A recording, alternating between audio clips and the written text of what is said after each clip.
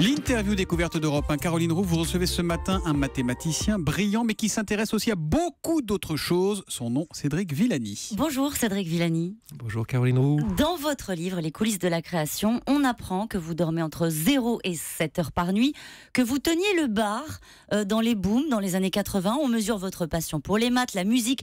Mais il y a une passion dont vous parlez moins et qui vous anime et qui est à peu près aussi obscure, sans doute pour les gens qui nous écoutent, que l'équation de Boltzmann, c'est l'Europe. Vous êtes passionné d'Europe, Cédric Villani. Alors là, va falloir que vous nous expliquiez. Et sur Europe 1, c'est une bonne opportunité. C'est vrai. Alors, je dirais d'abord que l'Europe, sans y penser explicitement en termes politiques, je l'ai vécu, et ça faisait partie de ma formation de manière importante, jeune chercheur, mes séjours en Italie, en Allemagne. C'est là que j'ai trouvé mes premières collaborations importantes. C'est là que j'ai trouvé de ces contacts sont nés mes premiers théorèmes importants, et j'ai pu voir ce que c'est l'apprentissage par la diversité européenne. Mais vous vous rendez compte qu'évoquer l'Europe comme une passion, il y a quelque chose d'un peu incongru. Vous vous rendez compte que l'image que les Français ont de l'Europe, la plupart du temps, bien sûr, c'est quand même un monstre froid, quoi. C'est lointain, c'est techno.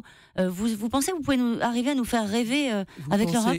Vous pensez à l'Europe comme quelque chose de lointain et techno, mais pensez aussi à tout ce que ça a pu apporter, les programmes Erasmus dans les dernières décennies, et de tout le mélange et ce qu'il y a eu en étincelles intellectuelles qui sont venues de là.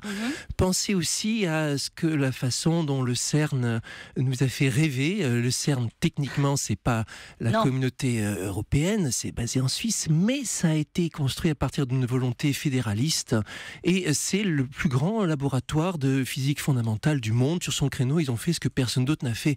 Pensez aux images extraordinaires qu'on a eues aussi de l'espace quand les programmes de l'Agence spatiale européenne sont arrivés à complétion. C'était à la une de tous les journaux. Tout ça, c'est vrai. Reconnaissez que, sans doute que c'est parce que les politiques ont une manière un petit peu particulière de parler d'Europe, mais qu'est-ce qui manque pour qu'à un moment donné, on fédère? Aujourd'hui, quand on parle de l'Europe, dans l'actualité, on parle des migrants, on parle de la poussée populiste, on parle des normes, des institutions. Qu'est-ce qui manque ? En premier lieu, du contact et le fait d'apprendre à se connaître, le fait de voyager. On a des outils maintenant, et le développement d'Erasmus+. C'est quoi Erasmus+?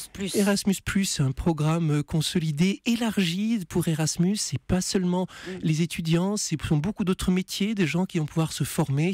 J'appelle de mes voeux le fait qu'Erasmus+ puisse avoir un budget considérablement augmenté. C'est l'une des réalisations qui plaisent le plus aux Européens.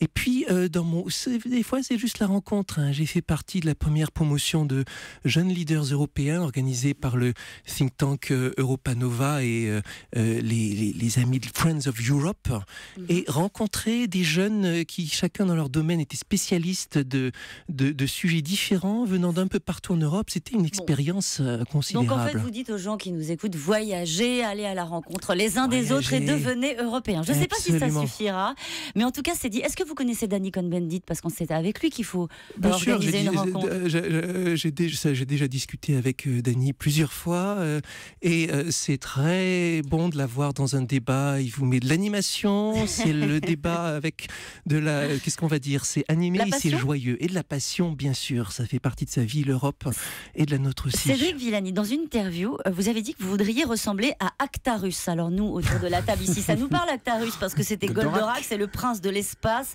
le sauveur de l'humanité. Ça vous parle, cette idée d'engagement, de changer le monde.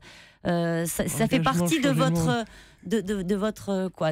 quotidien de mathématicien. C'est le rêve d'un peu tout le monde, mais d'abord, je dirais, pour Actarus, j'avais 6 ans quand c'est sorti, Goldorak, simplement inoubliable. J'étais scotché devant l'écran.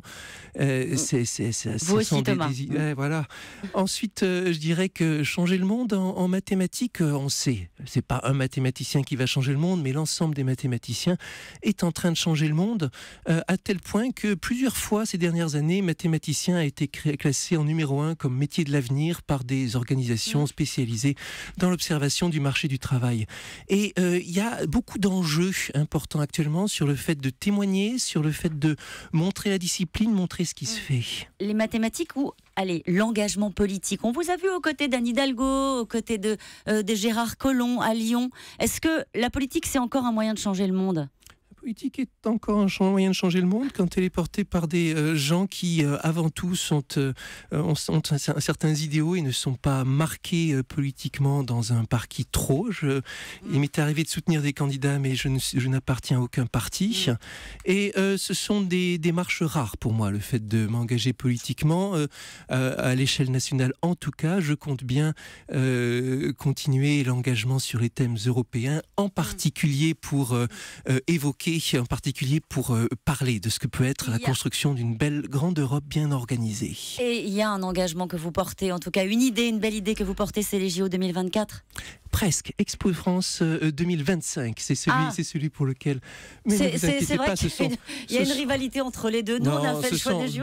Ce sont deux beaux projets complémentaires qui attirent des catégories de personnalités différentes. Moi, je suis sur l'Exposition universelle, un projet qui correspond bien à ce qu'on a connu en tant que ce qu'on connaît bien dans le domaine de la science, le pouvoir de la rencontre, le pouvoir de l'échange d'idées et de se demander comment le monde va évoluer. Merci beaucoup, Cédric Villani. Et Cédric Villani, vous êtes co-auteur avec Carole Beffa des coulisses de la création aux éditions Flammarion qui sortira le 4 novembre prochain.